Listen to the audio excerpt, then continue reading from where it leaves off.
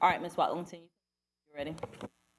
Good afternoon. This is Victoria Watlington. Welcome to the Great Neighborhoods Committee. I serve as chair, and we will start it off today with a round of introductions, and then we'll get into the agenda. So I will turn it over to my two council members that are here in attendance. Councilmember Johnson is unavailable to meet. She sends her regards. She is handling a family emergency out of town, but has been plugged in to the topics for today. And we'll look forward to the outcomes of this meeting. I'll turn it over to the council members all serving on this committee for introduction. Greg Phipps, committee member at large. Good afternoon, everyone. Matt Newton, committee member. Thank you. Are there any council members joining that are not on the committee? No, ma'am. All righty. Thank you, Ms. Jackson. With that, I'll turn it over to Mr. Heath for staff introductions. Thank you, Councilmember Watlington. We'll start here in the room. Sean Heath, City Manager's Office and Interim Director of Housing and Neighborhood Services. Good afternoon, Rebecca Hefner, Housing and Neighborhood Services. Good afternoon, Julia Martin, City Manager's Office. It looks like we have Cherry on the dial in here. Is that right? Good afternoon, everyone. Cherry Smith, Economic Development. Thank you. Any other staff members that are participating virtually? This is Willie Ratchford with Community Relations. Thank you, Willie. Okay, good. And I'll be introducing our external guests here momentarily. Councilmember Watlington, anything you'd like to do to kick us off? No, we can go ahead and begin. I know that we've got a full agenda today. We'll be covering 3 items: source of income advisory committee recommendations, then that will be followed by staying in place pilots, and then the neighborhood equity and stabilization commission update. So with that, Sean, we can go ahead and get started. Great. Thank you, Councilmember Watlington. And as you just alluded to, we'll start off with an informational update on the Source of Income Ad Hoc Advisory Committee. And it's great to have the two co-chairs of this work with us today. You'll recall that this work was sanctioned by the mayor and city council in early 2021 in the February, March, April timeframe, with the Ad Hoc Advisory Committee meeting for the first time in May of last year, and then meeting on roughly a monthly basis through December, including a report out to the Great Neighborhoods Committee in September of last year. So today what you will hear is a presentation, an informational update that outlines the work of the committee, starting with some context around the scope of work, key observations coming out of the work, and then also 3 specific recommendations that are being put in front of the Great Neighborhoods Committee today. And this is intentionally being structured as a bit of a 2-step process, where today is an opportunity for committee members to hear and receive the report out, the recommendations, ask questions, provide perspective on these issues, and then we will have time earmarked for the March committee meeting for staff to facilitate a policy-related conversation on these topics. So as I mentioned, we have our 2 co-chairs with us today from the Ad Hoc Advisory Committee, Mark Etheridge from Ascent Real Estate and Kim Graham from the Greater Charlotte Apartment Association. I'd also like to personally thank them, really on behalf of the City of Charlotte, for the work that they did last year. Very engaged co-chairs, really doing all the heavy lifting, rolling up their sleeves, providing a lot of leadership for the whole calendar year, essentially, and into early 2022. So we're very appreciative for the work that they've done. We welcome them here today, and with that, I'll turn it over to them to launch into the presentation. We can go back to the title slide. Good afternoon, Chair Watlington and other committee members, as well as any council members who are joining us this afternoon. I'm Kim Graham, co-chair of the Source of Income Ad Hoc Advisory Committee. On behalf of my co-chair, Mark Etheridge, and the entire SOI Ad Hoc Committee, I'd like to thank Charlotte City Council for the opportunity to serve on the Source of Income Ad Hoc Committee. We understand the importance of this issue to families and to the fabric of what Charlotte is, a can-do city. It has been said that a key measure of who we are as a city and a county is how we treat those in need and how we stand and act on affordable housing. We agree that the time for action is now. To echo the sentiment of those who have come before us engaging in the tough work of this issue, affordable housing is an essential element of the equation for family stability. Affordable housing creates the opportunity for economic mobility and advancement. Affordable housing can prevent families and individuals from sliding into homelessness. Affordable housing should be available throughout our city and county in mixed income communities that create stable neighborhoods. Next slide, please. On February 22nd, 2021, City Council approved the creation of the Source of Income Ad Hoc Advisory Committee. And on April the 14th, the committee members were appointed to develop recommendations for program enhancements and process improvements with the intent of increasing the acceptance of all forms of rental housing subsidies, including housing choice vouchers, which are the most prevalent form of housing subsidy in our region. Next slide, please. Our ad hoc committee is comprised of Mark Etheridge with Ascent Housing and myself as co-chairs, Clay Grubb with Grubb Properties, a conventional multifamily housing developer with a passion for affordability, Beverly McClooney with SL Nussbaum Realty, a third-party property management firm, Reverend Dr. Stephanie Moore Hand, a community leader with United Methodist Church, Philip Tegler with the Poverty and Race Research Council out of Washington, D.C., and Fred Warren with Fred Warren Realty, a local single-family rental housing provider and realtor. We were also joined by leaders from Enlivian, our local public housing authority, their CEO, Fulton Meacham, and EVP of Administrative Operations, Kimberly Cole, assisted with our deliberations. City staff also played a key role in our work. That staff includes retired City Housing Director Pamela Weidman, Sean Heath with the City Manager's Office, Willie Ratchford with Community Relations, Anna Schlunis with the City Attorney's Office, Jason Gardner with City Development and Learning, and we also were more recently joined by Rebecca Hefner, the new Deputy Director of Housing, and last but certainly not least, Gail Whitcomb, who always kept us on time and kept us on task. Thank you all for your assistance with our work. Next slide, please. So let's dig into the issue. We know that we've been trying to solve for the acceptance of rental subsidies and housing choice vouchers. And what we're not going to tackle in this presentation is the pervasive negative perception around the housing choice voucher program. That is this notion, whether we broadly acknowledge it or not, that families who receive subsidies in whatever form they come are less than in some way. That's not what we're going to tackle in this presentation or these recommendations, but we should and do note that it is an issue that needs to be addressed if we're going to be the best of who we can be, not just as a city of Charlotte or Mecklenburg County, but as a nation as we try to provide upward and economic mobility for families and children, and if we're truly going to win the fight to lead on opportunity. Next slide, please. So let's talk about rental subsidies, because Charlotte has a lot of them, a lot of programs that have been doing great work for some of them decades. Next slide, please. We know that our local public housing authority in Livian administers the Housing Choice Voucher Program, formerly known as Section 8. They recruit landlords to provide rental housing for their program and for the participants. As I mentioned earlier, they have the largest number of rental subsidies here in our county. They probably have the most pressure just because of the sheer volume of vouchers that they administer on an annual basis. Housing CLT was established in 2015 with a grant from HUD to assist families in accessing affordable housing. They provide incentives for landlords to participate in their program and case management, amongst other program elements. Charlotte Family Housing is a standalone nonprofit that provides supportive and transitional housing for families on a path to self-sufficiency. They work in partnership with other rental subsidy providers to accomplish this goal. Lotus Campaign is a more recent established nonprofit that prioritizes the recruitment of multifamily landlords to provide rental housing. They offer sign-on bonuses for landlords, eviction assistance, and case management. Mech Home and Link Housing, which are under Roof Above, provide transitional and rapid rehousing of formerly homeless individuals. And Away Home operates under the Foundation for the Carolinas as an initiative that supports Charlotte Family Housing and Salvation Army to create a path to long-term self-sufficiency for program participants of those two organizations.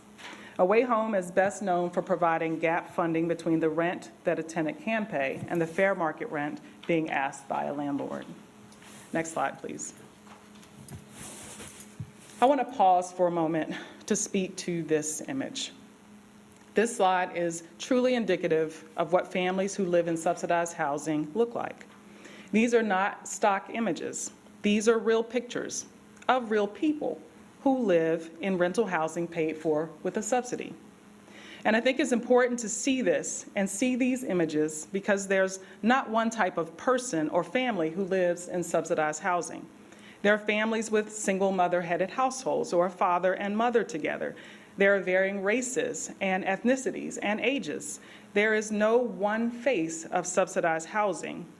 We might think that it's only this type of person or that type of family that make up that subsidized housing renter.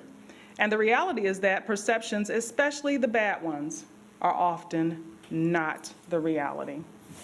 Next slide, please. So the Housing Choice Voucher Program, as we've heard from in Livian during our time deliberating and working on this committee, has a lot of common beliefs or myths, I think they would probably say. The first is that landlords are forced to reduce their rents. And let me just say that I have a slide behind this that talks about the reality. So I'm going to talk about the common beliefs or myths, and then we'll move to that slide. There's a belief that the housing quality standard inspections are onerous and burdensome on landlords and that they occur multiple times throughout the year. There's a belief that the first payment is often delayed for landlords, that there's a longer eviction process for subsidized renters rather than for non-subsidized renters, that there's more wear and tear involved on the property. We've all seen the YouTube videos and images online of cabinet damages and carpet damages and walls being damaged, and that becomes the undercurrent and the narrative for Housing Choice Voucher holders. Renters with Housing Choice Vouchers are supposedly having more problems than renters who don't have Housing Choice Vouchers. I thought that was the most ridiculous statement of them all. And lastly, banks and other financial institutions, including insurance companies, viewing the program as unfavorable, especially during refinances or purchase. Next slide, please. So let's talk about the actual reality of the program. Landlords, in fact, are not required to reduce their rents to conform to the federal standards. A renter could ask a landlord if they would accept less. They certainly can. That's a smart negotiation tactic, but landlords are not required to reduce their rent. Inspections actually occur at the point of tenancy, so before the renter actually rents the apartment or the house.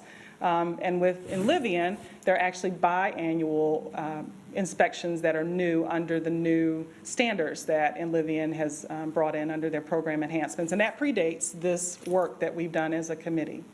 Direct deposits increase the timeliness of rent payment, and essentially the PHA, or the Public Housing Authority portion of rent, is actually probably more timely than if you were not with a PHA housing choice voucher renter. While it might be true that the first payment could be delayed, and that typically is tied to inspections or re-inspections, after that there shouldn't be any issues with landlords receiving their rent. Eviction times are no different between a non-subsidized renter as a subsidized renter. Evictions really do rely on the jurisdiction and also the court system, the judge hearing the eviction process. Most renters who are housing choice voucher holders work really hard, and I think we all can feel that. They work really hard to keep their voucher. So many have been on wait lists for years, some even decades, and they would hate to lose their voucher. And so this notion that they would do things to make them risk and lose their voucher is just unfounded. And then lastly, what Livian has found is that lenders view housing choice voucher rent just like any other source of income, and it has not impacted insurance premiums, at least from what they know.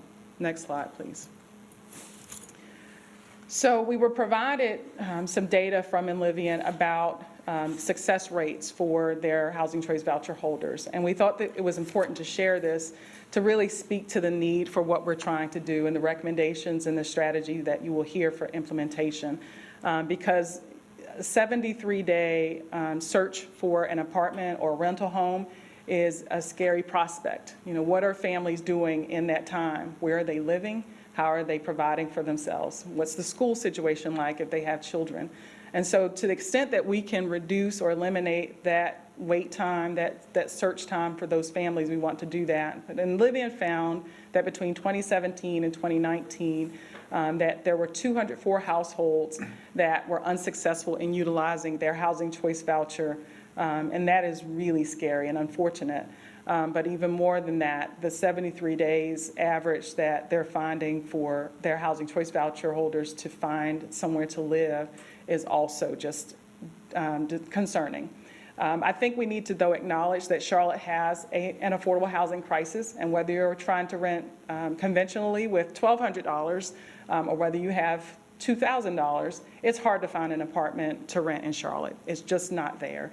And so not dismissing the fact that the HCV holders have a long time and a hard time trying to find somewhere to live, that Charlotte has an affordable housing crisis that needs to be addressed long term. Next slide, please. And then lastly, before we get into the recommendations and the implementation strategy, I just want to speak to the fact that what you're going to hear in the recommendations, and I won't steal any of Mark's thunder as I say this, that we find that within Livian's data that their families are living mostly in very low and low opportunity areas. Some you see in moderate opportunity areas, and what we're really trying to solve for is those families being able to find rental housing in high opportunity or very high opportunity areas. We want to increase the likelihood of children going to schools that are high performing, parents having access to living wage or better wage paying jobs, access to goods and services and amenities, and really not being overburdened by lack of access to goods and services, to jobs, to great schools, to transit that they can afford. And to the extent that we can provide those opportunities that will eliminate the need for them to pay more than 30%, families that don't have housing choice vouchers. We're going to solve for more than just the housing choice voucher program. We're going to solve for all rental subsidies. And we will maybe one day make it so that we don't need as many rental housing subsidies as we have. And so with that, I will turn it over to Mark. Unless there's a pause for questions, I'll defer to the room on that. We don't have any questions right now. We can move to the recommendations. Thank you, Kim. That was a wonderful synopsis of everything we've unpacked over the last 10 months as it relates to this issue. And I kind of want to emphasize again that the housing crisis is big and pervasive and probably too big to tackle for any one initiative. And this is a small piece of it. But to me, it's heartbreaking where we have folks who have vouchers and rental subsidies, which are a precious resource, and we don't have nearly enough of them. I think most of the data we show right now is we're missing about 20,000 of them for a 30% AMI and below households. The fact that the people that do have them are having a hard time obtaining housing. Not everyone is finding housing, and they're losing their voucher because of it. And the folks that do, it's taking too long of a time for them to do that. So we have a quantity issue there. We don't have enough landlords. We don't have enough units accepting vouchers and rental subsidies into their properties. We have what I think is a broader and even maybe more impactful locational issue. If you look at a map where folks with housing choice vouchers live in Charlotte today, they're disproportionately in areas of low opportunity, and there's not nearly enough in areas of moderate, high, and very high opportunity. And so that's something that our recommendation set to tackle as well. And so over the course of all the work that the city does in expanding affordable housing production, in contemplating the recommendations we're about to set forth, we want to keep two things in mind. We want to keep, do we have enough units that are accepting of vouchers and rental subsidies in this market to make sure that anyone who receives a voucher or rental subsidy can find housing in an expeditious manner? That's check one. Check two is, can we increasingly, as the years go by, have more and more of these families find their ways into opportunities where they're in neighborhoods of moderate, high, and very high opportunity that we think will bolster other upward mobility issues and economic opportunity issues that we're fighting for in the community today. So with that, I'll go to our recommendations. Next slide, please. Here's a summary of our recommendations, and we'll go to the next slide. The first one is pretty simple and pretty succinct. We believe that the city and county should include source of income protections for any for-rent residential housing development receiving public financial support of any kind. This is a change from what we believe past and current policy has been for the city and the county. We advocate that anytime the city or the county steps up to support a residential project that is for rent, source of income protection should be included. Most notably, we believe this helps solve the quantity issue as we have housing choice voucher households and other rental subsidy household recipients seeking housing that they can be sure that they will have a place to stay in any city and county supported project over time. Next slide, please. Number two is a little bit more nuanced and something that we took from lessons learned from both existing rental subsidy providers in our market, as well as examples of other rental subsidy programs across the country. Recommendation number two is about increasing housing Navigator capacity. The recommendation is stated that the City of Charlotte, Mecklenburg County, private and philanthropic sectors should provide new or expanded funding to increase capacity of existing local organizations to create rental housing provider participation in the housing choice voucher or other rental subsidy programs in areas of moderate or high opportunity. So we think this recommendation really solves this locational issue. Today, we're not having enough households with housing choice vouchers and other rental subsidies finding their way into moderate, high, and very high opportunity neighborhoods. We believe that based off the successes of both existing organizations in Charlotte, as well as organizations across the country, that additional support through housing navigators and financial tools can get more of those households into moderate, high, and very high opportunity neighborhoods. We think this looks like a public, private, and philanthropic partnership that pays for operating funds to support an existing local organization to not only hire staff, but also bolster themselves with financial tools like enhanced security deposits, like interim rent payments in between the time a lease is signed and a tenant moves in because of an inspection, like additional resources for that resident to navigate housing, like structures like master leasing, which takes some of the risk off of the landlord and into the master leaseholder for them to then go sublease that to a housing choice voucher or rental subsidy recipient. And we think it otherwise streamlines the process and will help dispel some of the myths and some of the practical issues that landlords often face or perceive to face when dealing with housing choice voucher families or rental subsidy recipients. Next slide, please. Again, this capacity, both in terms of financial resources and support, would not only provide for payroll for these housing navigators, but also financial tools that will cover a wide-ranging toolbox to help it both incentivize and support landlords in partnering with vouchers and rental subsidy programs. Next slide. The goal from this recommendation would be to add 75 housing choice voucher or other rental subsidy recipients in moderate to high opportunity areas in the first 2 years after funding awarded. We took this goal based off the recent successes of Enlivian with their 2020 program enhancements when they were able to move, I think, 39 households into high and very high opportunity neighborhoods based on different payment standards for their vouchers and other enhancements that landlords are responding to. We would like to couple the success that Enlivian's had with streamlining and reforming their program through their 2020 program enhancements and provide outside support through a third-party organization to provide this housing navigator assistance and also additional financial resources to incentivize landlords. In doing so, we think we can match or add to the increased production of families living in moderate, high, and very high opportunity neighborhoods through this initiative. Next slide, please. Recommendation number 3. So after thinking about the challenges faced by today's marketplace, and also by the survey of landlord responses, and also by sentiments we collected from a variety of resources over the course of our committee work, we determined that on top of the city and the county adding source of income protections into their supported deals, on top of housing navigator assistance and support for folks to get more existing voucher and rental subsidy recipients into moderate to high opportunity neighborhoods, we needed to create something extra to get the for-profit market rate landlord and developer community involved. I think if you look at any issue in our housing crisis, we have done a miraculous job expanding the production of nonprofit and other mission-oriented housing providers to do more to address our housing deficit. What we have not done yet in this community because of a variety of constraints, whether it be our statutory relationship with our state government or other factors, is engage the for-profit market rate development community in a way to create affordable housing in areas of high opportunity. And so the idea here with recommendation number 3 is to create a property tax incentive that the city or the Mecklenburg County could contemplate.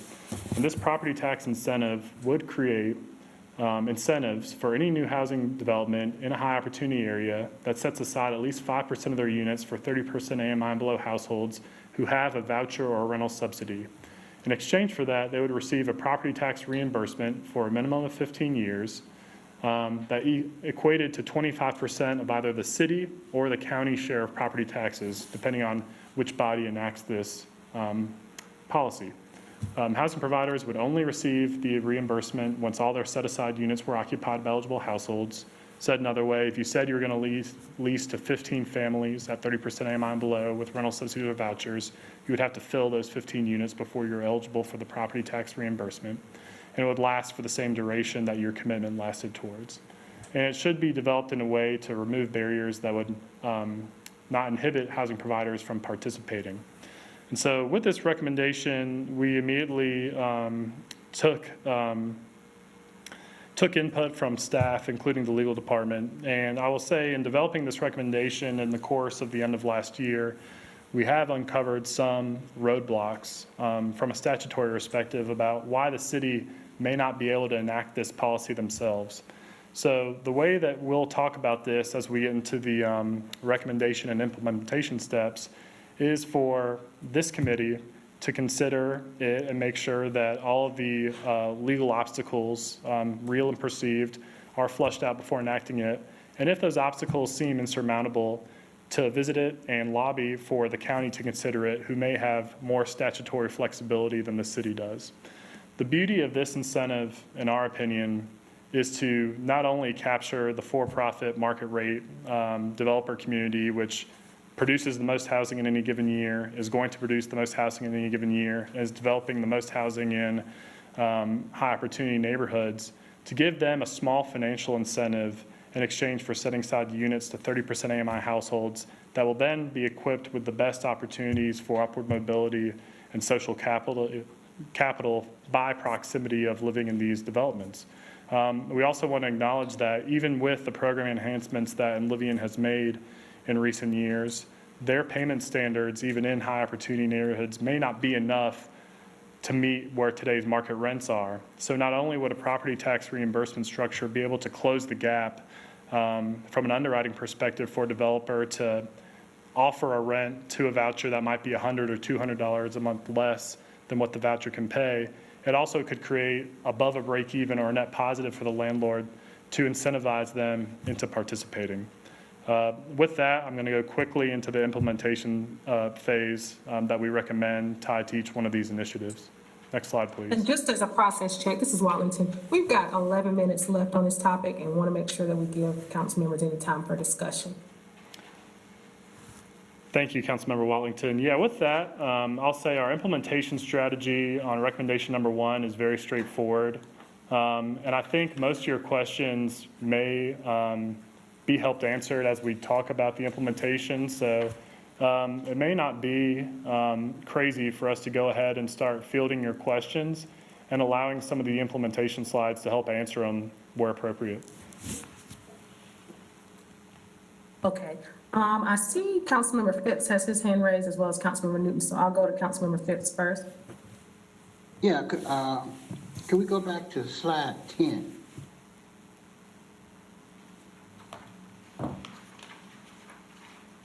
Or page 10, or whatever.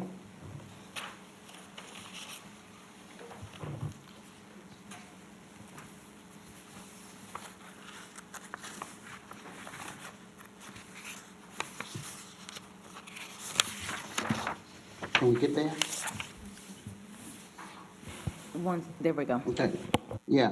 So that 21%, is that indicative of people? I mean, they have the voucher, but they can't find someone willing to take it, or they just don't have units that they that would be within the range of accepting that voucher? The 21% represents the number of voucher holders in that 3-year period that were not able to utilize their voucher to rent an apartment or rental home. Now, what we don't know, if we drill down, is whether or not that was because they presented a voucher to someone and that person did not accept the voucher, whether it was a rent mismatch, whether they didn't qualify on the background criteria, all of those checks, or if it was just simply that there wasn't any inventory available. We don't have that level of specificity from Enlivian. We could certainly ask them for that level of specificity. I will say that I believe some of the recommendations that are going to come forth have requests around data sharing and data collection from Enlivian and other rental housing providers or subsidy providers. So we might correct for that, but we don't have that level of specificity right now. Oh, okay. As far as the recommendation number 2, how much would you, has there been any thought of how much funding are we talking about to implement that particular recommendation? That's a great question. I think if we could turn to the implementation slides for recommendation number 2, if that's possible.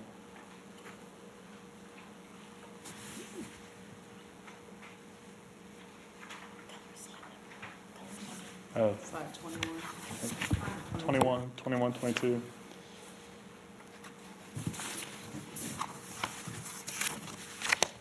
There we are. Well, you go to 22.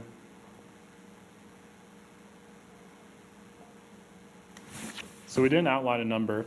I'll say we have preliminary data from a group called NestQuest in Houston, Texas, who came and spoke at one of our meetings and has had success in doing the same sort of work. We're looking to get more information about their operating budget. The idea, or at least what we've discussed internally amongst our meetings, is an operating budget that not only pays for a handful of staff, but also creates some of these financial incentives like paying for a week or two of rent while you're waiting for an inspection to pass before a tenant moves in, like an extra security deposit amount to create enhancements to protect landlords from damages down the road. In addition to potentially master leasing units, which in effect would only add probably a couple $100 here or there, and also bridging the gap between securing a unit and then moving in a household. And so I think the commitment from the city would probably be a conversation that would need to be had about what sort of partnerships does it entertain. What we've recommended here is not only a commitment from the city for operating funds for this initiative, but also some sort of a partnership or match from the county, as well as the philanthropic sector, to try to address this issue head on. And I think if you're looking at any individual party, whether it be city, county, or philanthropic sector, I think we're talking about hundreds of thousands of dollars per year, not millions. Thank you. Councilmember Newton? Yes, thank you, Madam Chair. I have a number of questions, and please, if we're getting to the answers on these questions, I can completely hold off and wait. Just let me know. My first question is pertaining to the first recommendation.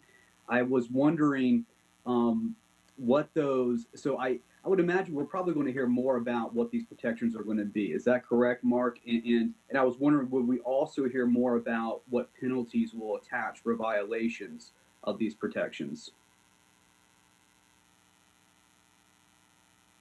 I'll be transparent in that we had not talked a lot about enforcement or penalties as it related to once the city would give money via a TIG or some other sort of financial support to a for rent housing project and source of income protections were attached, what happens next, right? What does the language look like?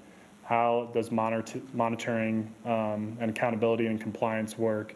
And then what are penalties to be assessed? I think just from a policy perspective, knowing we have this issue, knowing that the county and the city do support residential projects that aren't always affordable housing, that are market driven or have market rate components, we felt like it was important at a minimum for this sort of support to be included. But in terms of implementation of which, I think that's something that we would have to consult further with staff upon.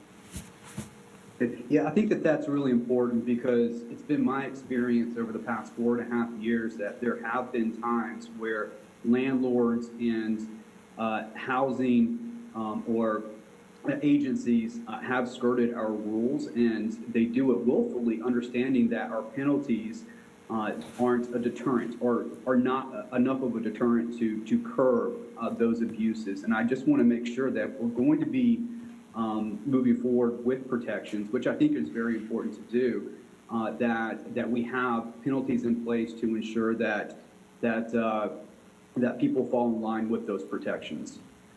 So I think that's a very valuable part of the conversation. Just wanted to mention that.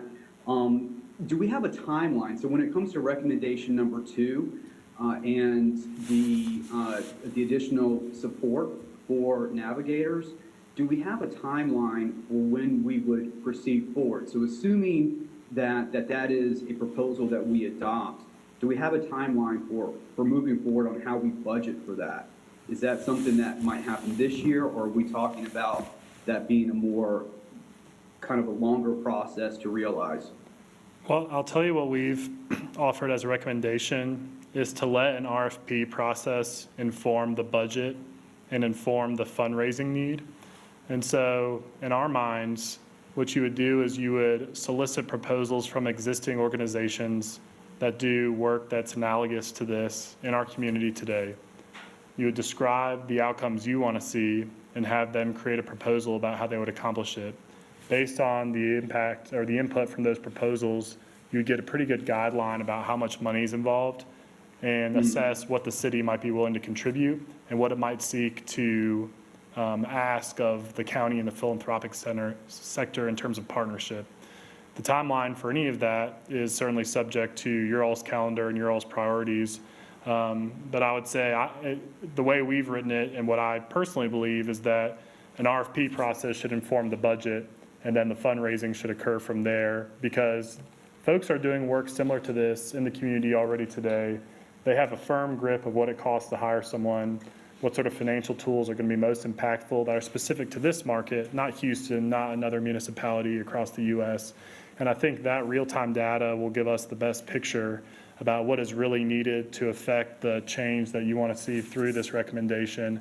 And that could set the stage for, one, the decision-making at the city level of how much money it might want to contribute, and then how much it might be seeking to raise from a match from both the county and the philanthropic sector.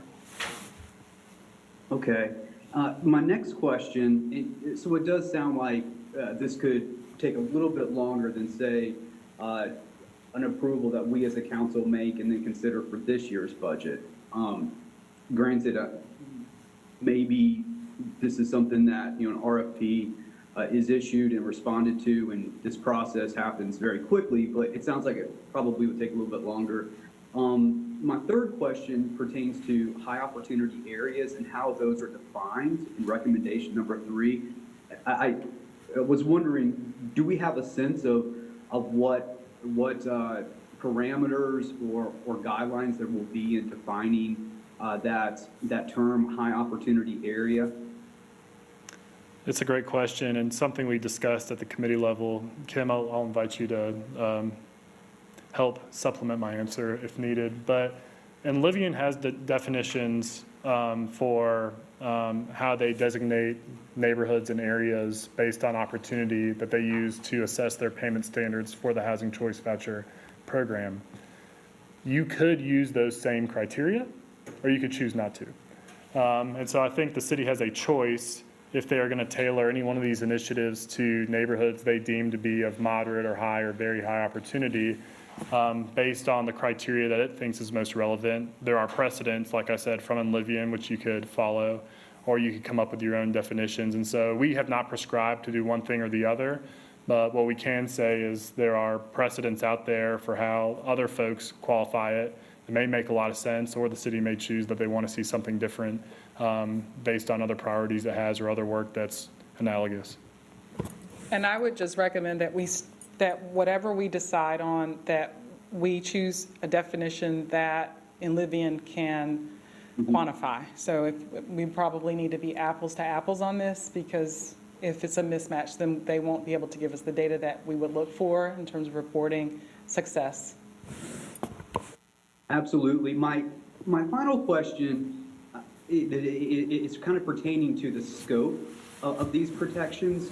So I'm completely in favor of proceeding and moving forward with this. Having said that, these protections are limited to our governmental partnering with the public sector partnering with the private sector. What limitations or challenges are presented to expanding these protections to the private sector, so landlords altogether, so including those who are not receiving or were not partnering with from the standpoint of subsidies or financially, just kind of that exclusive private sector. What challenges, if any at all, prevent us from expanding our scope to include all landlords within the city? I think either we can point this to Sean. Do you want to? On the Fair Housing Ordinance? Yeah. Yeah, so this is Sean Heath, City Manager's Office, and I'll invite Anna or Willie to weigh in here as needed, but this was part of a conversation, I believe, in early calendar year 2021 around the scope of this particular initiative, and I'm seeking confirmation from around the room, but I believe where we landed was an understanding that we would embark upon this work, identify recommendations, and that council would have an opportunity to weigh in on which recommendations to advance through policy and/or funding. And only then, once enhancements to process were implemented around acceptance of housing choice vouchers and other rental subsidies, would we collectively be in a position where we could evaluate whether there would be enough substantive information to support a potential change to the Fair Housing Ordinance. So I think it was kind of seen as that would be a potential subsequent step that wouldn't be bundled into this initial phase of work. Looking around the room to see if there's anybody that wants to weigh in differently. Well, I'll just echo that. The charge for this committee from the beginning has been, how do you get more landlords to participate with the Housing Choice Voucher Program and other rental subsidies under the guise that the Fair Housing Ordinance has not changed, right? So in the current environment, from a legal perspective, how do we do this? What are the pragmatic and the economic and operational realities that we need to address to make sure that everyone that has a voucher or rental subsidy can find housing, and that more and more often they're finding housing in moderate and high opportunity neighborhoods? And so that's the only opinions that our committee has made, and the only recommendations that we have guided fall into those pragmatic, operational, and economic realities. I think Kim and I and the rest of our committee would agree we have a humongous issue from a societal perspective about stigma and myth and perception. About folks that receive any sort of government assistance, but not exclusive of the Housing Choice Voucher Program or other rental subsidies. I'm a firm believer that leading by example is a great way to start breaking down those walls. And so enacting the recommendations like we've done, especially in number 2 and number 3, getting private, for-profit, market rate landlords to start participating in these programs is a great way to start breaking down barriers and addressing those stigmas and myths. However, from a legal perspective, that is not something that we chose to cover or felt like it was our committee charge to do. Understood. Thank you. I'm looking forward to the remainder of the presentation. Thank you, everyone. Thank you to the committee for your hard work on this as well. Thank you, Councilmember Newton. I've got a couple of comments. And as we are about 45 minutes into the meeting, we'll stop for a process check at the conclusion of my comments. What I'm hearing overall at this point is 3 recommendations. The first one, to include source of income discrimination protections for any city or county supported housing developments. I'm hearing invest in nonprofits, and I'm hearing incentives for landlords. Certainly support each of those recommendations. Given the original charge of the committee, I think it is a fair question, and what I'm hearing from a couple of my colleagues is really understanding. It seems there's still an opportunity to understand what the actual gap is as it relates to, are there units that don't exist, and so we have an overage of vouchers, or do we just not have enough people taking vouchers, particularly in high opportunity areas? And so I'd like to see a little bit more of a deep dive into the root causes of these and what we plan to do about that. Because as much as I can appreciate the recommendations, I don't think that's significant departure from where we stand today, given what's existing in terms of public investment. I would be curious to understand what exactly the net cost then ends up being to the public for a subsidized unit. If I think about housing choice vouchers plus a potential tax reimbursement, plus for those that are already building using LIHTC dollars, I want to understand what is the true net cost per unit to the public for these particular items. I heard enforcement, which is also something that I'm interested about, not only enforcement in terms of penalties, but enforcement and how can we really identify and quantify outages where there is source of income discrimination, because a year ago when we spoke, that was one of the things that was very difficult to assess, given that there were so few people who submitted complaints because they're hard to prove. I know that Olivia's done a significant amount of work over the last year, so I do know that at the granular level, there has been some discussion around what gaps are with the program or enhancements that could be made. So I definitely want to acknowledge that. I think as we go the next month to answer questions, what I'm hearing are the two biggest pieces is really understanding what is the gap. Is it units or is it a lack of abilities at this point to recruit landlords into the program? Because I think that creates two different strategies. And then enforcement. What is the plan for enforcing not only in city and county supported housing developments, but potentially what are the legal pathways we need to take if we want to go citywide? So those are some of the open items that I see. At this point, I know we've got two other items on the agenda, so I just want to ask Mark, do you have any other slides that have not covered the items that we have addressed? So the whole implementation section of our presentation we didn't get to, and I think there's some worthwhile topics in there about how you all actually would put these into action based on our opinions. Probably something to visit as you all get to the next meeting. And you have guidance from staff about these issues. We've prescribed how we think they should move forward. Like I said, our answer to Councilmember Newton on implementation of recommendation number 2, in terms of how do you assess a budget and how do you figure out how much the city might be willing to pay for and go from there.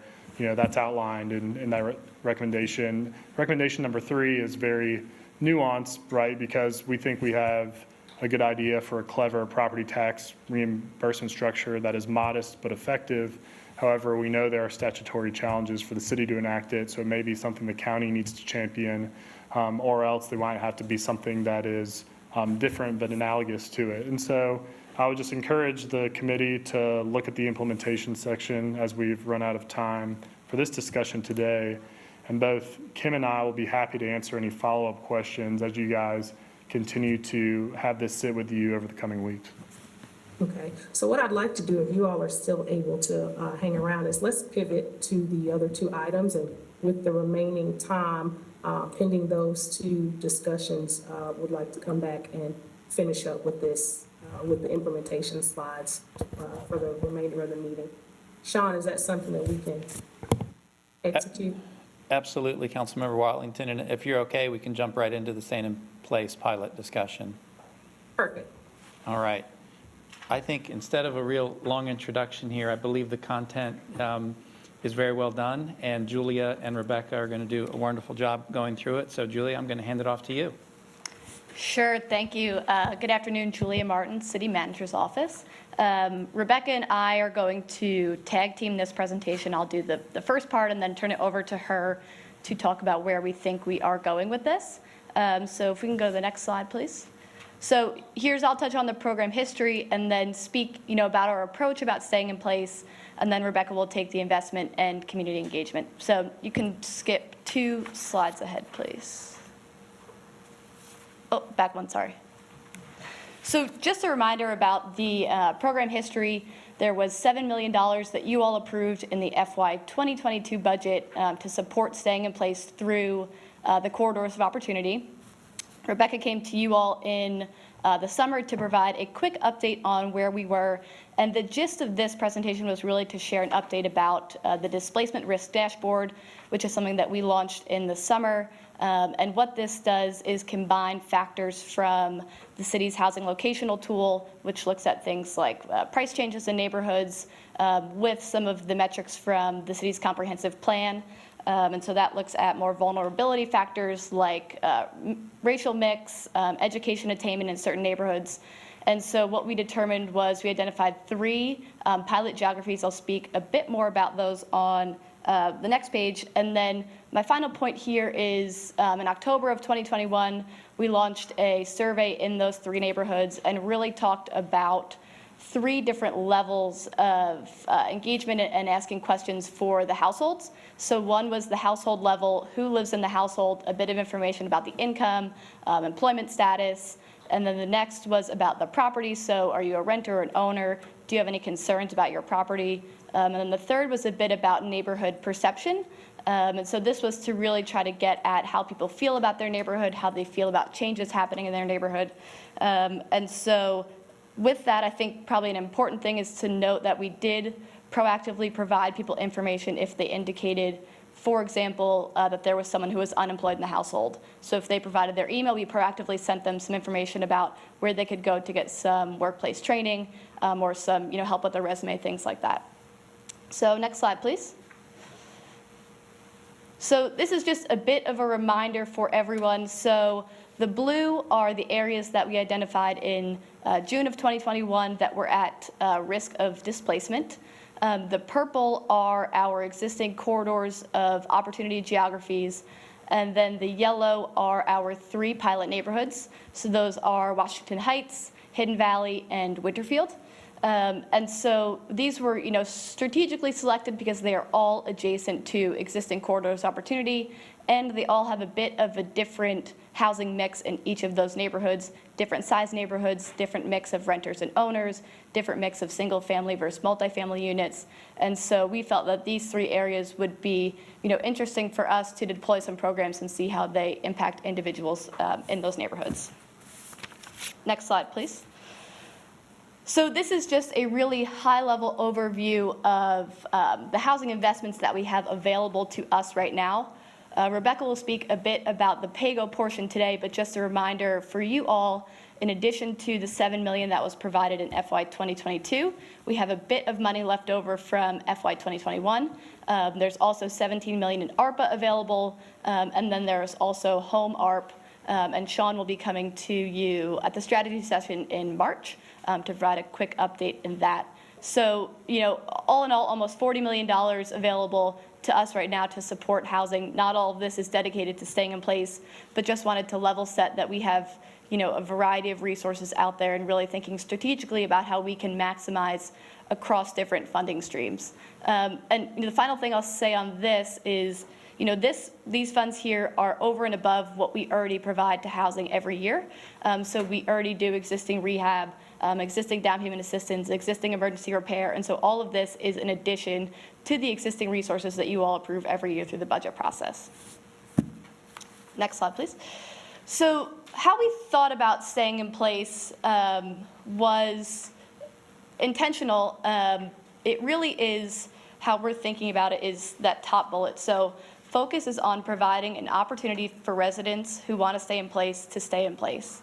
And so this can mean a variety of things. This can mean we can help you rehab your home so you can stay in your home if you're an owner. If you're a renter, perhaps you want to stay in the same neighborhood, and so can we connect you to down payment assistance programs so you can stay in the neighborhood and keep your connections with your neighbors that you have connections with. And then all of the sub-bullets kind of roll up into that and are the ways that we are thinking about this a bit differently than we have in the past. And so again, taking a holistic view of not just a home, but a property. So we have our existing rehab program, but in addition to that, can we proactively look at, do you have any trees on your property, for example, that might be at risk? And so we can go ahead and address those proactively to prevent, a further financial burden down the line. I'll talk a bit on the next couple of slides about the cross-department approach that we're taking, but we're really trying to bring in a variety of perspectives on this work. So it is not just, a housing focused, it is definitely housing centric, but pulling in things like trees, water, IT's involved, and so really trying to get a variety of perspectives on this.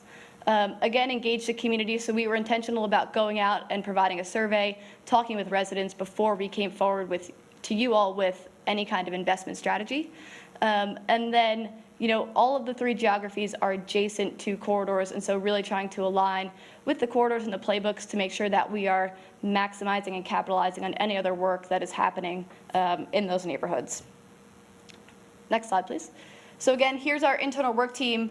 That's 8 departments listed on there now, but as we get into some of the more neighborhood type work, we'll be pulling in additional departments. This team meets every other week, and so they have really been a great help in thinking about, one, what are the suite of programs that we don't think about as staying in place related, but actually are. And so we have developed a pretty extensive program catalog that will be leveraged for the next commission to help them kind of set the foundation about here's all the things that we do in housing and neighborhood services and outside of housing and neighborhood services that help support stable neighborhoods and stable households and individuals. And so, again, this has really been a great resource. And my final thing is, I think we're thinking about how staying in place works with the Nest Commission and really trying to think of it as kind of like a live learning situation where we can go and implement some programs and talk to residents and hopefully come back to the Nest Commission with, here's what's on the ground, here's what we've learned live to date on some of these programs. So that's a bit of the setup, and now I'll turn it over to Rebecca. Thank you, Julia. Rebecca Hefner, Housing and Neighborhood Services. Next slide, please. So these next two slides, we're going to just talk a little bit about the model for staying in place. And this is not just an attempt at tossing all of the things that we do together into a bowl and mixing it up and hoping we get different outcomes. We really have been intentional about the design of this program that would utilize programs we already have, but with some modifications that we've heard about from the community are really needed for them to be effective. And then layering in supportive households and the work that we do in neighborhoods and the work that we do on any given property all together within a staying in place neighborhood. So the model here is to create a sustainable, stable situation for families and for properties and for neighborhoods. So some of the things that we're looking at when you start from the household level are how we engage households through street teams or on-the-ground support from community-based organizations to really do that door-to-door engagement, to find out what it is that households and families need to be able to stay in place if that's what they'd like to do, and to help refer them to resources. Some of those resources might be, for example, financial navigators or financial planning services, county and state tax relief programs, other programs that are available to assist residents staying in place, in addition, of course, to the programs that the city provides. And another piece of this household support is designated access to supportive services. So we're looking at a model where we're providing not just that resource and referral, but partnering with other organizations and agencies across the city who might be able to put in additional funding to actually provide the supportive services that people need. So we hear a lot from our partners that on the one hand, there aren't enough social workers and caseworkers, so this would potentially fund some of that work. But then also that once people are referred to services, they have a hard time accessing those services. So with this, we're really looking at a variety of partnerships that can help us support households. At the property level, we're looking again at our whole house rehab, but what we're calling right now Rehab Plus. So we're not just looking at the house, but also water lines and trees and internet and energy efficiency. And then also thinking about how we can support residents moving into home ownership, and also providing accessory dwelling units, which we'll talk about a little bit more in the next slide. Oh, sorry, go back, please. Thank you. One more piece here. At the neighborhood level, we'll talk about this in the engagement section of the presentation, but we're looking at not just any given household or any given property, but how do we support the neighborhood as a whole through engagement to create stable neighborhoods. And that includes things like beautification and art, leadership capacity building, and even potentially identifying infrastructure needs. So part of our engagement plan includes what we're calling a visual community survey. We'll talk about that a little bit more in the engagement section. Next slide. So with that model, now you can see how we're approaching the work. What we would like to do is propose an initial investment of the PAYGO dollars. You can see the total on this slide is about 4.35, so a little over half of the PAYGO dollars that are available to get some of these programs started. The initial suite of programs is based on things that we already do, but with modifications, as well as some new programs and services that we've heard from residents that they need. But again, this is only an initial investment, because our next steps, of course, will be to go out and work with neighborhoods and work with residents about what other services might be needed. So this is how we propose to get started. And again, this is intentionally a pilot program. We're trying some new things, and you'll see that one of our next steps, of course, will be figuring out how we monitor this and determine what's working and what can be scaled in the future. So our initial investment is really around 4 categories: increasing housing access, maintaining housing, increasing housing production, and then indirect housing support. So I won't read through every piece of the slide here and what you get out of all of the investments. I'll just note the largest component of this is the comprehensive housing rehab. Again, that housing rehab is one of our larger spend per unit programs, and this is adding a little bit to it to have that comprehensive look at the property with trees and energy efficiency improvements and other potential expenses. So that's the largest line item there, but we're estimating 15 to 20 households with that initial investment. Also the home ownership assistance. This is our current programs, but with some modifications. We're looking at potentially increasing the amount available to any given household to be able to find something in this market. You'll hear a little bit more about that from our housing staff next meeting for Great Neighborhoods, as we have some great ideas around home ownership work that we'd like to bring to you all for your feedback.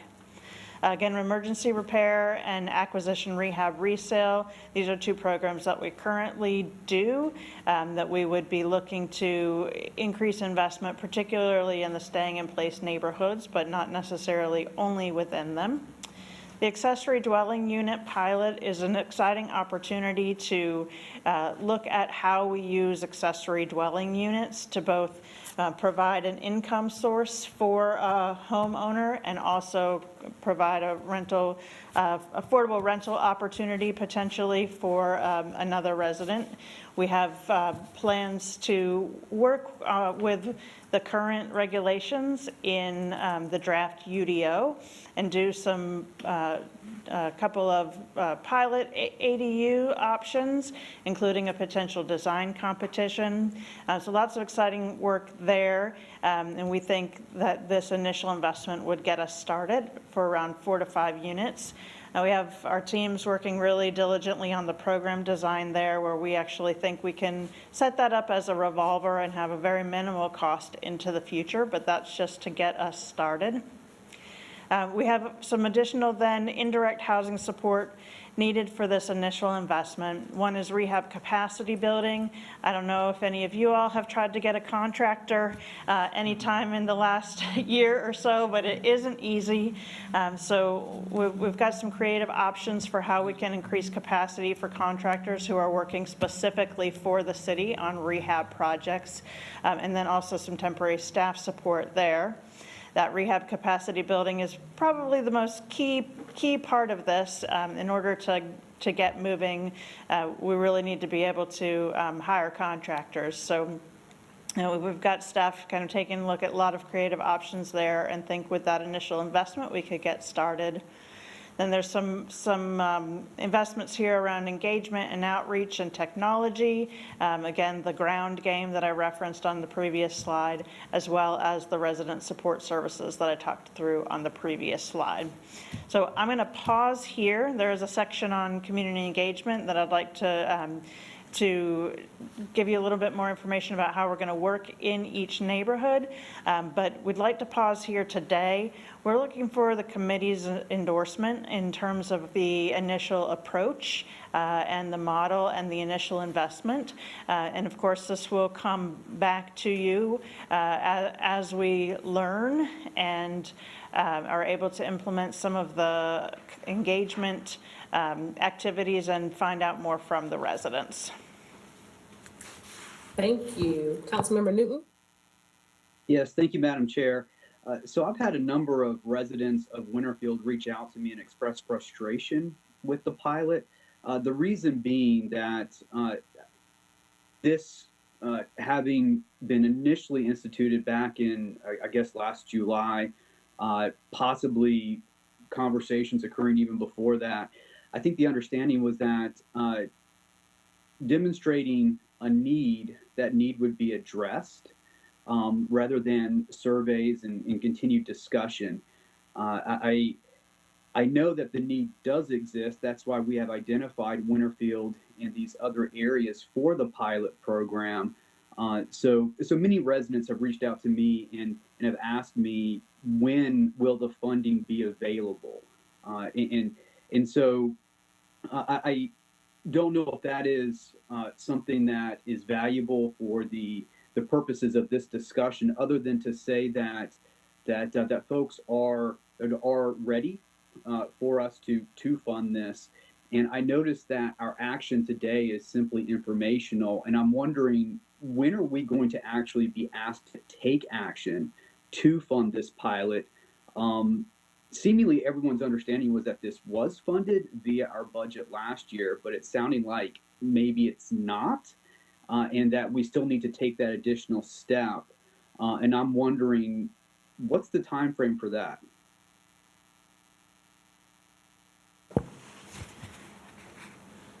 Thanks, Mr. Newton. So today what we're looking for is council feedback and endorsement of the approach. And it sounds like your comments are that the neighborhoods are ready to go. And so what we would be able to do is, following this meeting, with the committee's endorsement, be able to begin moving forward. And we do have a sequence of how we would approach neighborhoods, and we can talk about that in the engagement section. The part of the funding that requires council approval are the components of it that are related to the ARPA funds. And so while that's not specific to staying in place, that is for neighborhood stabilization and anti-displacement strategies more broadly. So those are again in the design phase and would come back to council at a later date. But today we don't need official committee action to proceed, but would be able to get started following this meeting if that's the will of the committee. So that is definitely the will of this council member. And the reason why I say that, and I feel like there was a reason why we identified these 3 or 4 locations because of the demonstrable need. And so the quicker that we can address that need, the better. And certainly I think the better for community members who are a little confused as to whether, what the focus or the route for this this pilot is going to be. I mean, are we going to reach our destination or not? I suppose in their estimation. And so the quicker we can get there, the better. You certainly have the approval of this council member. Thank you, Councilmember Newton. Councilmember Phipps? Yeah, I'm still confused as to how the program would work in terms of major housing rehab and emergency repairs for properties, in as much as you would have a rental situation where you would have to deal with the landlord. I can understand the tenant might, want these improvements, but how is the tenant going to be protected if you go to the landlord, make these improvements, but somehow the tenant is, I don't know, forced to move or whatever? So I thought that these funds would be allocated to owner-occupied type situations. I'm trying to figure out, how would it work when you have a landlord-tenant situation? You would think ostensibly the landlord should have been taking care of these maintenance type issues, but if the city comes in, provides these funds for the landlord, I mean, how is the tenant going to be protected? So that's what I'm confused about. But I do agree with Mr. Newton that, you know, that, to the extent that this is a pilot program, when are we going to start flying the program? I mean, because we got, even in Hidden Valley, they have used their residual funds from a grant where they were already engaged in some minor housing repairs to properties in the neighborhood. So to the extent that these funds could be available to help other additional properties in the neighborhood would be good. But it still sounds like we're still talking about the pilot phase. But I mean, when is it going to be, implemented? So I'm for moving forward with it as soon as we can. Thank you, Councilmember Phipps. I would add to that. Certainly am excited to see the work and am aligned to moving forward as soon as we can on the things that we can take action on. I did have a couple of follow-up questions. Most were already addressed. As it relates to down payment assistance, I see $500,000 for 15 to 20 households, which amounts to what, about $25,000 or so dollars, at least for households. In today's current market, I'm wondering, have we thought about what it really, really would take for someone to be able to put a down payment on a house at median price here in Charlotte, considering they're competing against cash offers? Yeah, great question, Ms. Watlington. So the range there, I think, is about 25 to 33,000. We're not necessarily suggesting that as the maximum, but that's an increased dollar range from where we are right now. Again, we're taking a look at some program modifications, and we'll come back to Great Neighborhoods Committee with some of those recommendations next month. But what we're trying to do is increase the amount of assistance that's available, but also think about how those funds can best be used. So there's down payment assistance to bring cash into closing, but there's also the potential to partner with financial institutions and buy down interest rates. So effectively reducing the amount of your mortgage payment over time. And so in addition to making more dollars available, we're thinking about how else can those dollars be deployed. Now, the challenge around competing with cash offers, and we're really thinking more on about that as we think about our acquisition rehab resale program, because in that program, which council funded about 12 or 15 of those previously. In that program, we really have identified partners who are out in neighborhoods doing just that, with cash in hand, competing with cash offers. We're then able to do some light rehab work and resell that property, sometimes matching that up with down payment assistance to bring a family into home ownership that needs that kind of support. So when we think about these programs, we're thinking about not just what are the individual program qualifications, but how do we match them to the current market, and then how do we layer them to meet people's needs.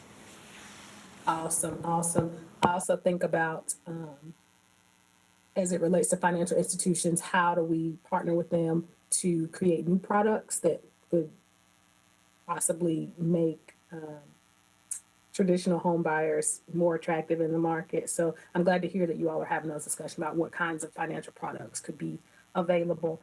My next question, really it's not a question, but just a call out. I'm sure you're already doing it, but just wanted to get it on the table as it relates to the contractors. I like the idea of the rehab capacity building, because to your point, that is something that is a constraint here in the market. Would love to see that married up with our MBE program. And even if there are contractors who are residents in these targeted areas, that would be fantastic to be able to build capacity right there to achieve a number of our goals. And then finally, I wanted to lift up something that we hear often, but I haven't yet seen a real pathway to addressing it. And that is the inundation of our residents with these flyers and phone calls and text about purchasing their homes. So just wanted to know if there had been any thought in regards to resident protections in that area.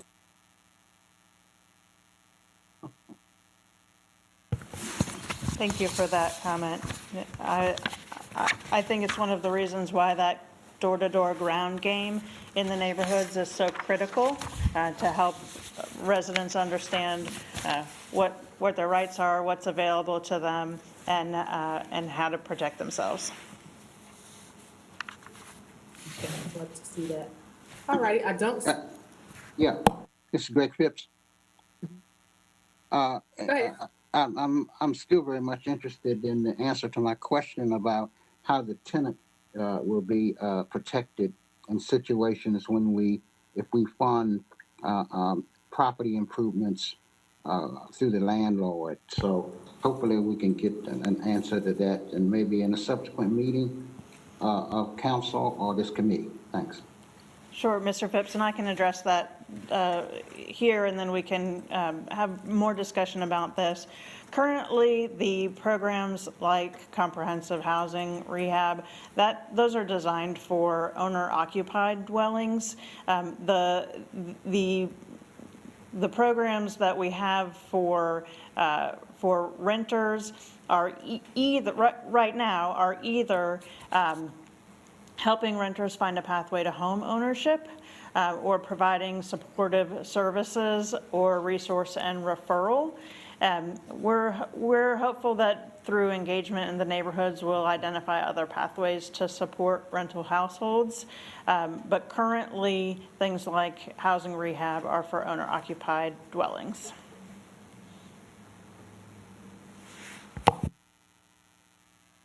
Thank you. All righty, with that, are we ready for the next item on the agenda? Ms. Watlington, would you like me to run through the community engagement component of this, or do you want to time check and move us on to the next topic?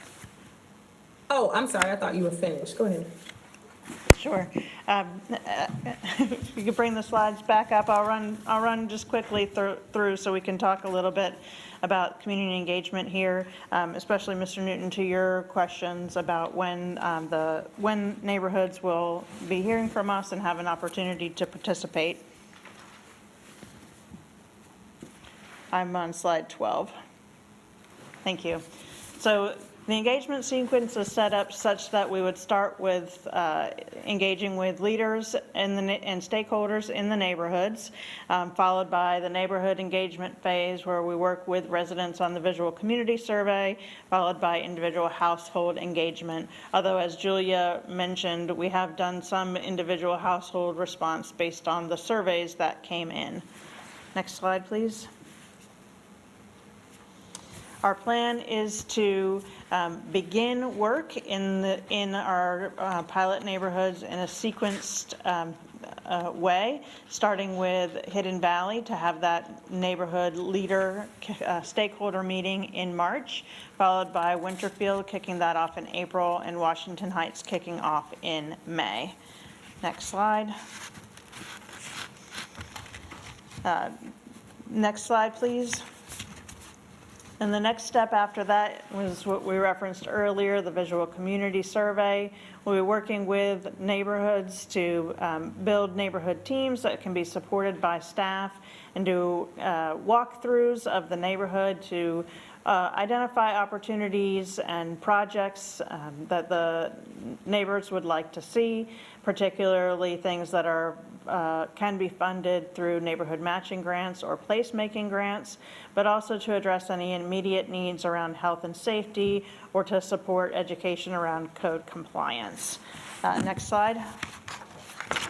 So our next steps with the committee's communicated urgency to us, thank you for that today, we will begin implementing the community engagement activities. We'll refine the program design based on community needs. We'll establish additional partnerships for resource and referral and work on a mechanism to monitor program success. All of that we will be bringing back to you as we have additional learnings and new ideas to move things forward in the staying in place neighborhoods. Thank you so much. I don't see any questions from members of the committee. So with that, we can move forward to the next item. Thank you, Councilmember Watlington. Sean Heath again. This will be very brief. Just a quick report out on the Nest Commission, which of course was formed coming out of the work last year on the 2040 plan. The Nest Commission has 15 members. The first meeting was held on February 10th as a bit of an orientation, get grounded around the scope of work that the commission is embarking upon. The work is being co-chaired by Justin Harlow, a former council member, of course, as well as Kim Graham, thank you very much, from Greater Charlotte Apartment Association, pulling double duty on the co-chair responsibilities at this point, so we're very appreciative for that.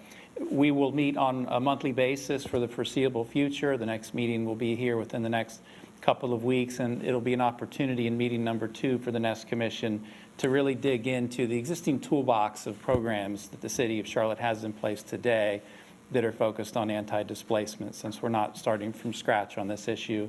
And then moving into the March-April timeframe, that's when the commission will have an opportunity to really start providing some perspective on perceived gaps in the toolbox and where could the opportunities be for the city of Charlotte to do even more as it relates to communities across the city. You know, distinct from the staying-in-place pilot geographies, the Nest Commission is, of course, focused on the citywide footprint. And where are those areas across the city where there's potential high risk of displacement, and what are the various policy tools, strategies, and possible funding mechanisms that could be relied upon to address some of those concerns. So that work is still really just getting up and running, and we are committed to providing great neighborhoods with periodic updates so you can stay tethered to what they're doing in that space. So that's the conclusion of the Nest report. Thank you. Thank you so much. Do we have any questions as it relates to Nest Committee at this time? All righty. We have about 5 minutes left on our scheduled agenda. I know there were a number of items remaining on the source of income discrimination conversation. Right now, we have a quorum, but wanted to make sure that the other members of the committee had, say, an additional 10 minutes to go back to the discussion. Are you able to stay on for that? Okay, great. So with that, we can go back to the implementation conversation around source of income discrimination. Sean? Yes. Mark, Kim, would you like us to pull back up those slides on the implementation plan? Okay, that'd be great. Yeah, if we can go back to the source of income presentation, and specifically, what slide are we talking about here? Okay, slide 20 in that presentation, please.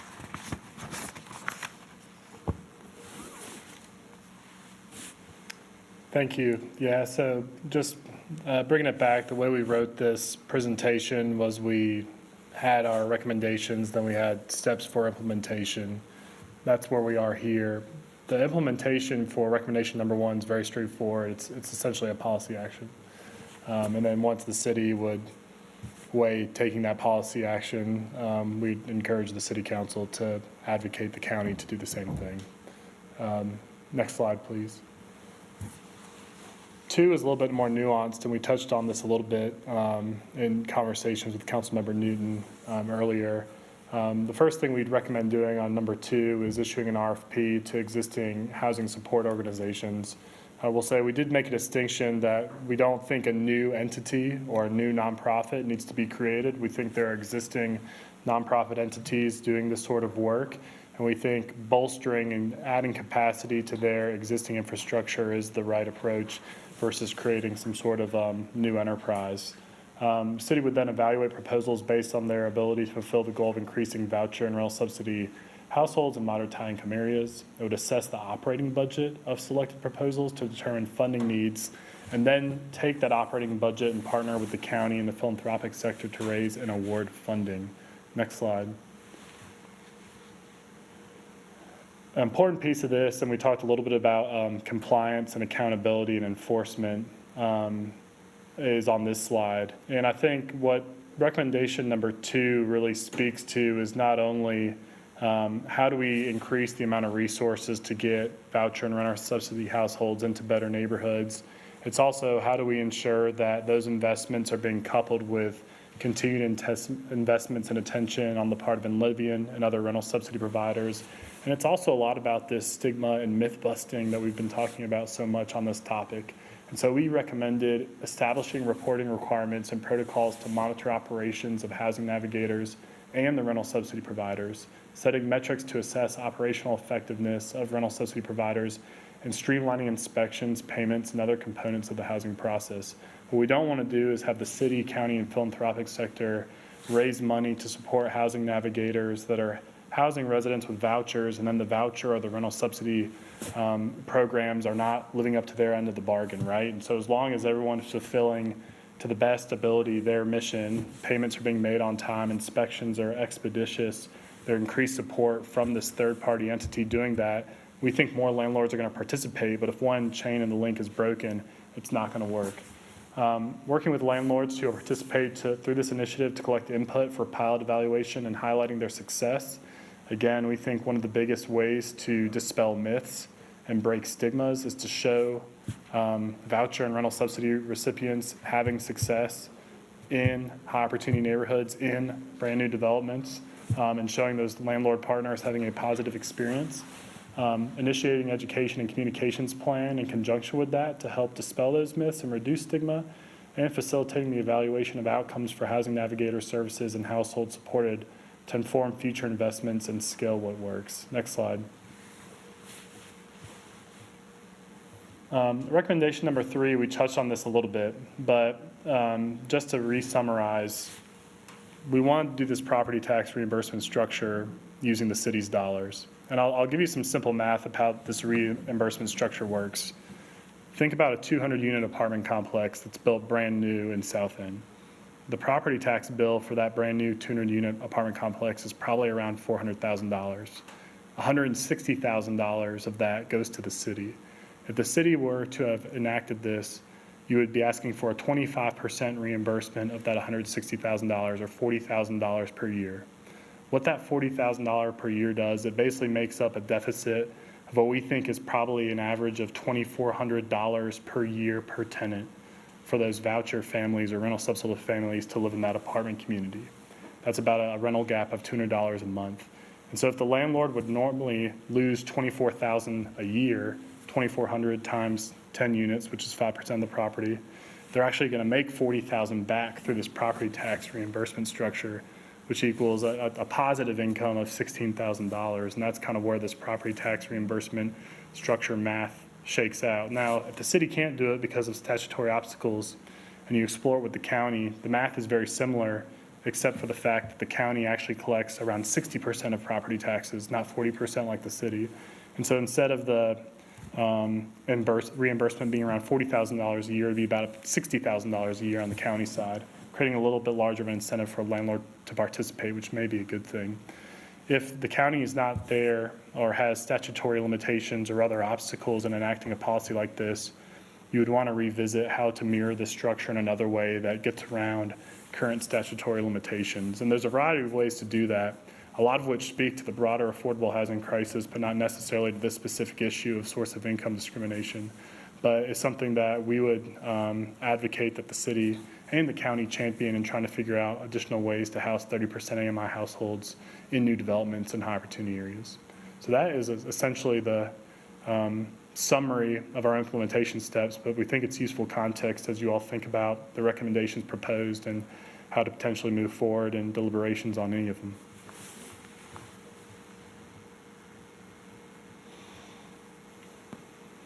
Thank you, Mark. I don't see any hands up just yet, so I got a couple of questions.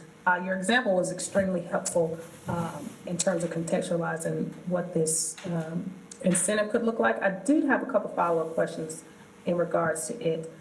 If the housing choice vouchers are intended to supplement tenants' payments in order to get to the market rate, why is there a loss? Is the assumption that this is going to be targeted to areas where maybe in high opportunity where rent is over and above what is allocated for the voucher?